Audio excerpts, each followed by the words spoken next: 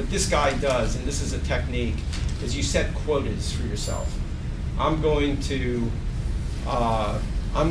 contact X number of people in the next 6 months. I'm going to do this. I'm going to allocate 1 hour every day or 30 minutes every day. This here, NAG systems and team calling. Essentially, 2 people can work on a prospect. They're not responding to one, another one. You tag team a prospect until you can get to them. NAG systems is really just what are we going to do to get this guy to respond to us? We're going to send this prospect an article. We're going to send this. We're going to offer to take this prospect out to a baseball game. We're going to put this prospect on our mailing list. We're going to call the prospect and ask the prospect. You just surround the prospect. So these are systems that you can set up with all the options of things you're going to do. And I have been involved. We have a prospect coming here tomorrow, Prudential Financial, that I've been working on this guy for, I don't know, probably 2.5 to 3 years already, and through all different techniques. And gradually, we've had lunch, we've become friends. And now, one other perspective here is don't think that you are forcing yourself on people, because the way I look at the selling effort is that we are bringing benefit to our prospects. They should want us. We are doing a favor for our prospects. And we, by exposing ourselves to our prospects, they don't know about the talent here. And we are widening their horizons, because they might know of firm X or firm Y, but they don't know about us. So we are bringing a benefit. One day they may have a need. I know that I like to have people to choose from if I have a consulting need. And if people call me and say, look, would you like to meet so-and-so who's a management consultant, if I think that person one day might be useful to us, why not? It's a good thing. And I think a lot of times people in the selling environment feel shy or nervous about the fact that they're imposing on somebody. Not at all. You're doing them a favor. It's a good thing. So these are just, when we talk about networks grow one person at a time, what all we're saying here is you have to work people. You have to work people. It doesn't just happen like that. All right, this is something that I do believe in, the affinity principle. Essentially what the affinity principle is saying is the fact that you need to go where there are like people. So in other words, you're going to get more result from this scenario than you will from this scenario. So in other words, if you are a particular religion and you are a big believer in your religion, say Catholicism or Judaism or whatever, Muslim or whatever, and you join an organization that has a lot of people in that religion, and they are there to promote that religion, and it's got a lot of prominent people in it, you're going to get a lot further if it's this scenario versus if you join an organization where there's no one like you and you have nothing in common. So in other words, if you're in public relations and you join public relations organizations, you're going to get more than if you go to a Chamber of Commerce meeting and there's a bunch of disparate small businesses of a million types of which you have no idea what's there.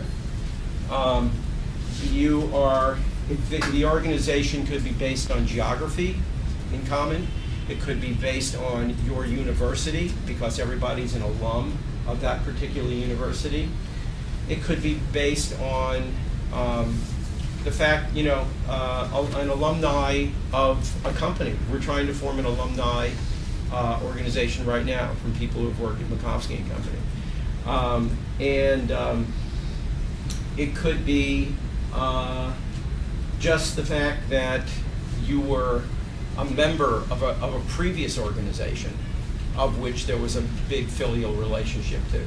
So it's always good if you look for situations where there is an affinity. There's some kind of an affinity. And in that affinity group, there are people who are important people in that affinity. Steve?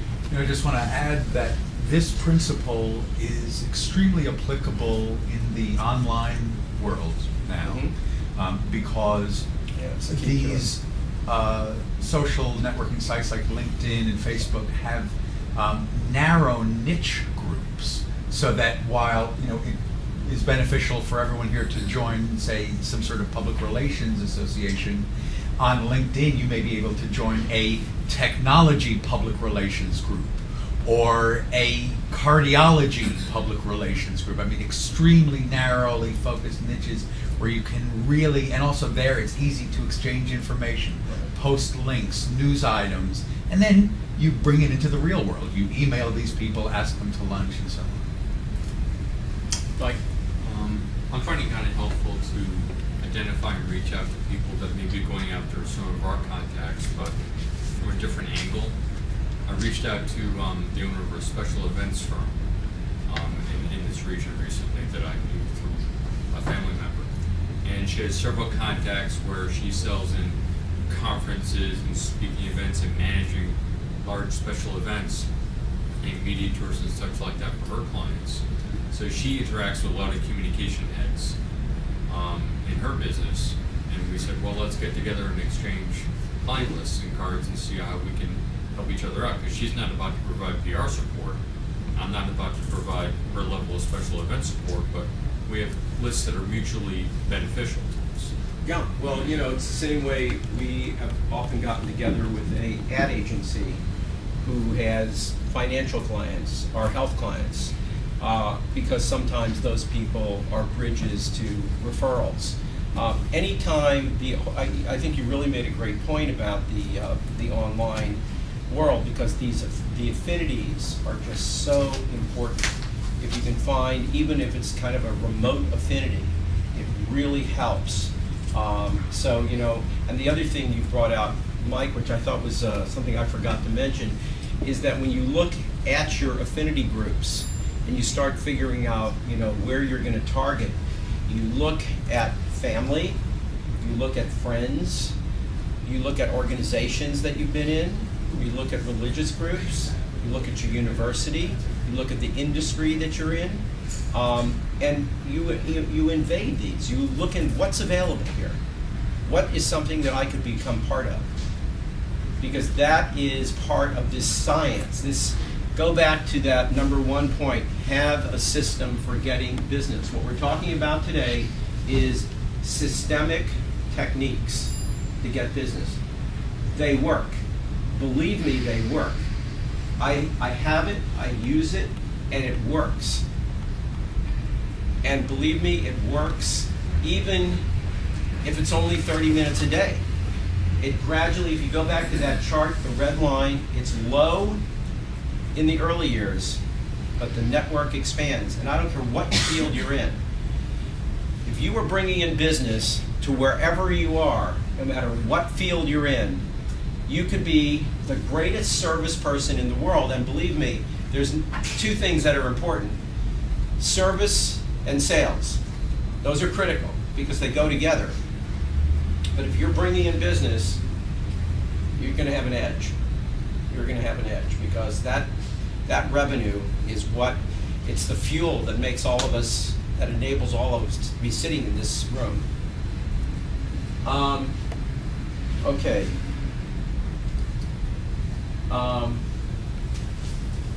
This is a very important point too, the mind share principle, which is you have to get people to think of you when the opportunity arises.